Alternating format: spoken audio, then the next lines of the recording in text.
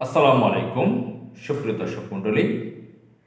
Professor doctor Asif Nazrul কি বাস্তবেই মীর জাফর? আমাদের বাংলাদেশের বিভিন্ন সোসাইটিতে প্রফেসর ডক্টর আসিফ নজরুলকে নিয়ে নানান ধরনের আলোচনা সমালোচনা চলছে। বিশেষ করে সামাজিক যোগাযোগ মাধ্যমে ঝড় উঠেছে। সম্প্রতি সাংবাদিক ইলিয়াস হোসেন, আপনারা চিনেন তাকে, তিনি আমেরিকাতে থাকেন, সম্ভবত আমেরিকার নিউ ইয়র্কে থাকেন তিনি। তিনি বাংলাদেশি একজন সাংবাদিক। সেখানে শেখ হাসিনা স্বৈরাচারের অত্যাচার নিপীড়ন থেকে রেহাই পাওয়ার জন্য তিনি আমেরিকায় গিয়েছিলেন। তো তিনি বাংলাদেশের ইলেকট্রনিক্স মিডিয়া 21 টেলিভিশনে কাজ করতেন, সাংবাদিকতা করতেন, অনুসন্ধানী সাংবাদিকতা করতেন। আমেরিকাতে থেকে তিনি বিভিন্ন অনুসন্ধানী রিপোর্ট প্রকাশ করেন ইউটিউবে। তার ইউটিউবে প্রচুর ভিউ হয়। বাংলাদেশের লক্ষ লক্ষ কোটি কোটি মানুষ তার সেই অনুসন্ধানী রিপোর্টগুলো দেখেন। বাংলাদেশের বিভিন্ন ঘটনা নিয়ে তিনি অনুসন্ধানী রিপোর্ট তৈরি করেন, প্রতিবেদন তৈরি করেন। বাংলাদেশে তার অনেক সোর্স আছে। আমলাদের মধ্যে রয়েছে, সামরিক বিভাগে রয়েছে, সাংবাদিকদের মধ্যে রয়েছে, গোয়েন্দাতে বিভিন্ন জায়গায় লোক রয়েছে। সেই সোর্স ব্যবহার করে তিনি অনুসন্ধানী রিপোর্ট তৈরি করেন, যেগুলো অনেকটাই সত্য। তিনি যেগুলো প্রকাশ করেন বেশিরভাগই সত্য। গত সন্ত্রাসী 15.5 বছরের একটা গুরুত্বপূর্ণ সময় শেষ দিকে তিনি ভূমিকা রেখেছেন বাংলাদেশের জনগণের পক্ষে, বাংলাদেশের পক্ষে, দেশের পক্ষে। তিনি একজন দেশপ্রেমিক সাংবাদিক, এটা একদম পরিষ্কার। ডক্টর আসিফ নজরুলকে নিয়ে তিনি যে প্রতিবেদনটি তৈরি করেছেন, শুধু আসিফ নজরুল নয়, সেখানে একজন আইনজীবী আছে পান্না, আওয়ামী লীগের, তার সম্পর্কে কিছু কথা রয়েছে। শফিক আহমদ সম্পর্কে কথা রয়েছে, বর্তমান প্রেস অ্যাডভাইজার, প্রেস সচিব, বর্তমান সরকার প্রধানের, অন্তর্বর্তীকালীন সরকার প্রধানের প্রেস সচিব। এবং জুলাই আগস্টের ঘটে যাওয়া বিভিন্ন ঘটনা নিয়ে তিনি এই প্রতিবেদনটি করেছেন। গত 2 দিন আগে এটি প্রকাশ হয়েছে। প্রচুর মানুষে দেখেছে, শুনেছে, আমিও শুনেছি, দেখেছি। তো ডক্টর আসিফ নজরুলের ব্যাপারটা বেশি আলোচনায় আসছে। পান্না, শফিক আহমদ, তাদের সম্পর্কে এতটা আলোচনা আসেনি। তো আসিফ নজরুল হচ্ছে বর্তমান অন্তর্বর্তীকালীন সরকারের দ্বিতীয় ক্ষমতাধর ব্যক্তি হিসেবে তিনি পরিচিতি পেয়েছেন। প্রফেসর ডক্টর মোহাম্মদ ইউনূস অন্তর্বর্তীকালীন সরকারের প্রধান, এরপরেই আসিফ নজরুল ক্ষমতাধর। তিনি মোটামুটি বলা চলে এই সরকারকে চালাচ্ছেন। তিনি আইন ও সংসদ বিষয়ক উপদেষ্টা। সম্ভবত তিনি স্পিকারের চেয়ারের পদেও আছেন, যদিও নির্বাচিত সংসদ না। শিরীন শারমিন চলে যাওয়ার পর স্পিকারের চেয়ারের যে দায়িত্বটা, সেটা আলংকারিকভাবে আসিফ নজরুল পালন করবেন, এমন একটি কথা আমি শুনেছিলাম। আসিফ নজরুল খুব আগে থেকেই নাম করা। তিনি ঢাকা বিশ্ববিদ্যালয়ের আইনের অধ্যাপক। তিনি একজন লেখক, কলামিস্ট, এবং বাংলাদেশের অত্যন্ত জনপ্রিয় কথা সাহিত্যিক হুমায়ুন আহমেদের দ্বিতীয় কন্যাকে তিনি বিয়ে করেছেন। তার আগেও একজন স্ত্রী ছিল, যিনি আওয়ামী লীগের সহযোগী, ভারতের এজেন্ট। হুমায়ুন আহমেদের কন্যা ছিল তার দ্বিতীয় স্ত্রী। তো আসিফ নজরুল একজন আলোচক, বিভিন্ন টেলিভিশন টকশোতে, বিভিন্ন গণমাধ্যমে তিনি কথা বলেন দেশ নিয়ে, আইন নিয়ে। তিনি একজন জনপ্রিয় ব্যক্তি, খুব ভদ্রলোক, জেন্টেলম্যান। তিনি শৈশব থেকে বাম ধারায় বেড়ে উঠেছেন, কিন্তু পরবর্তীতে তিনি ইসলামী শিক্ষা গ্রহণ করে ইসলামের পক্ষে অবস্থান নিয়েছেন। তিনি হজ করেছেন তার পরিবারের সদস্যদেরকে নিয়ে। তিনি একাডেমিকভাবে অত্যন্ত উচ্চশিক্ষিত একজন ব্যক্তি, মার্জিত। তার ব্যবহার, আচার আচরণ খুবই ভালো। দেশের পক্ষে যে কথাগুলো বলেছেন এবং শেখ হাসিনা সরকারের সময় যে কথা বলেছেন জনগণের পক্ষে, তা মানুষের হৃদয়ে গেঁথে আছে। কিন্তু ইলিয়াস হোসেন যে প্রতিবেদনটা তৈরি করেছেন, এর মধ্যে তাকে যেভাবে উপস্থাপন করা হয়েছে, এই ঘটনা যদি সত্যিই হয়ে থাকে, ব্যক্তিগতভাবে আমি খুব দুঃখ পাব। বাংলাদেশের আরও, আমি মনে করি, আসিফ নজরুলকে ভালোবাসে এরকম অনেক লোক আছে, সবাই দুঃখ পাবে। আমি বিশ্বাস করতে চাই না যে আসিফ নজরুল আসলে সেরকম একজন মীর জাফর। আর আসিফ নজরুল ইলিয়াস হোসেনের সেই প্রতিবেদনের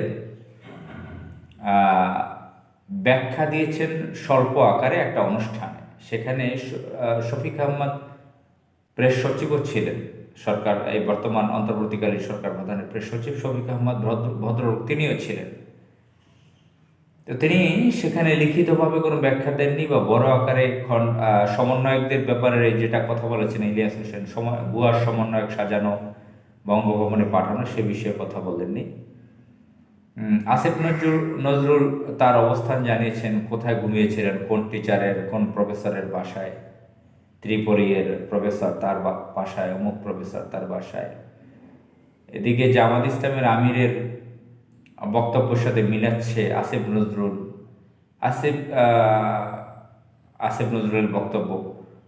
কিছু লোকজন, আমিরে জামাত বলেছিলেন এক সাক্ষাতে, আমি সেখানে গিয়ে ক্যান্টনমেন্টে গিয়ে দেখি যে আমি সেখানে সকলে উপস্থিত ছিল।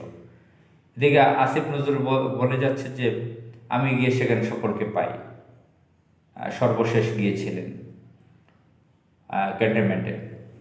অর্থাৎ ইলিয়াস হোসেন যে দাবি করেছে যে সেখানে ভারতীয় যারা এজেন্ট আছে ক্যান্টনমেন্টে, তাদের সাথে দীর্ঘ বৈঠক হয় এবং প্রফেসর ডক্টর ইউনূসের বিরুদ্ধে অবস্থান ছিল।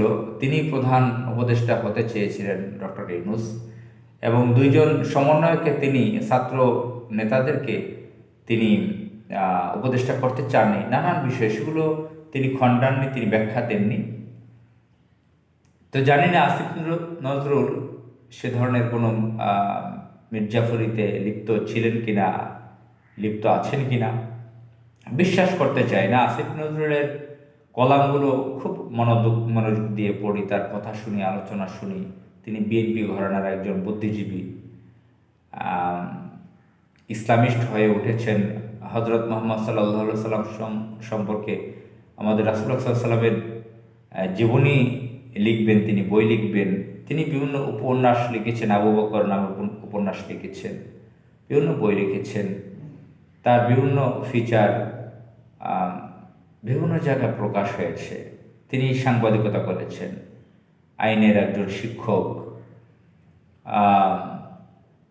তার যে স্টাডি একাডেমিশিয়ান যে তার পজিশন, সেটা অনেক হাই লেভেলের। বিশ্বের পাশ্চাত্য দেশগুলোর বহু ইউনিভার্সিটিতে তিনি ফেলো ছিলেন, সেখানে স্টাডি করেছেন, গবেষণা করেছেন। বিভিন্ন জার্নাল প্রকাশিত হয়েছে, সেমিনার সিম্পোজিয়াম করেছেন বহু দেশে, ইউরোপ আমেরিকার বহু দেশে।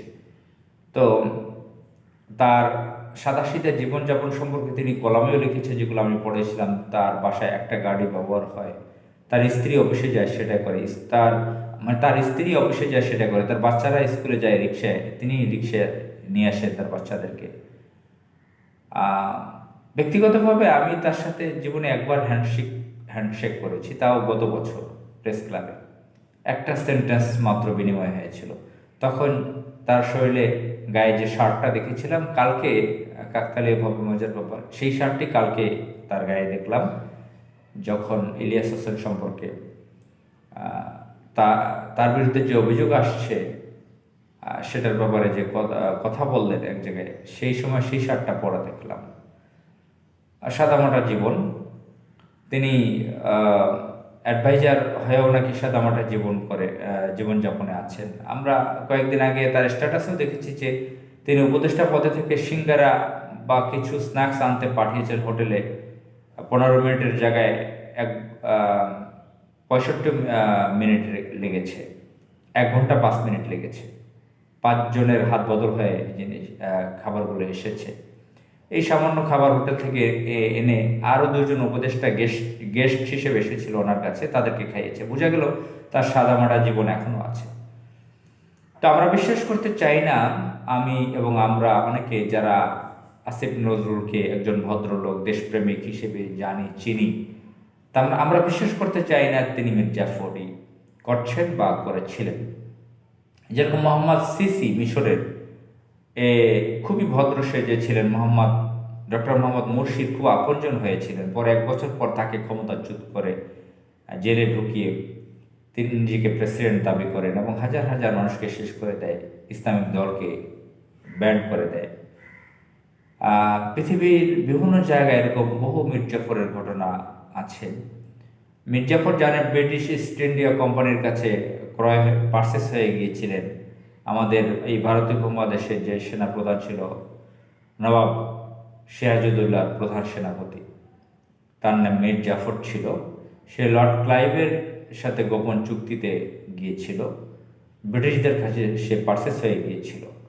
তার নামটা নেগেটিভভাবে ইতিহাসে উপস্থাপন হয়, মানুষের মুখে মুখে মীর জাফর তার একটা নাম, এটা কোনো গালি না, কিন্তু এটি একটা গালিতে পরিণত হয়েছে। আমরা বিশ্বাস করতে চাই না যে আসিফ নজরুল এমন বেইমানি করছেন। আর যদি সত্যি সেটা হয়ে থাকে তাহলে খুব ডেঞ্জারাস ঘটনা, বিপজ্জনক ঘটনা। আমরা জানি না।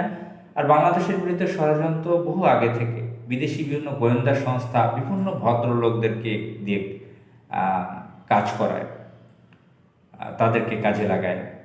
জানি না বাংলাদেশে কাকে কাকে আরও বিএনপির বহু লোককে তারা কাজে লাগায়। এখন আসিফ নজরুল কিসে ধরনের প্রসেস হয়েছে কিনা আমরা জানি না, বিশ্বাস করতে কষ্ট হয়। আর ইলিয়াস হোসেনের উচিত এটা আবারও চ্যালেঞ্জ নিয়ে ব্যাখ্যা করা। আসিফ নজরুলের উচিত এটাকে পরিষ্কার করা ব্যাপারটা। আর যদি সেটা তিনি করেনও, তিনি তওবা করে ভালো পদে ফিরে আসা উচিত। আর ইলিয়াস হোসেন যদি এটা মিথ্যা প্রতিবেদন করেন তাহলে দুঃখজনক ব্যাপার, এটা অত্যন্ত দুঃখজনক ব্যাপার। কারণ বিগত কয়েক বছর যাবৎ ইলিয়াস হোসেন অনেক অনুসন্ধানী রিপোর্ট করেছে যেগুলো কোটি কোটি মানুষের কাছে গ্রহণযোগ্য হয়েছে। এইটা যদি মিথ্যা হয়ে থাকে তাহলে সেগুলোকে মানুষ মিথ্যা মনে করবে। এটা খুবই খারাপ একটি বিষয়। তো আমরা বিশ্বাস করতে চাই না আসিফ নজরুল এই ধরনের মির্জাফরিতে লিপ্ত হয়েছেন। মহান আল্লাহ তাআলা আমাদের দেশকে হেফাজত করুক, আমাদের মুসলমান ভাইদেরকে বোনদেরকে হেফাজত করুক। আসসালামু আলাইকুম।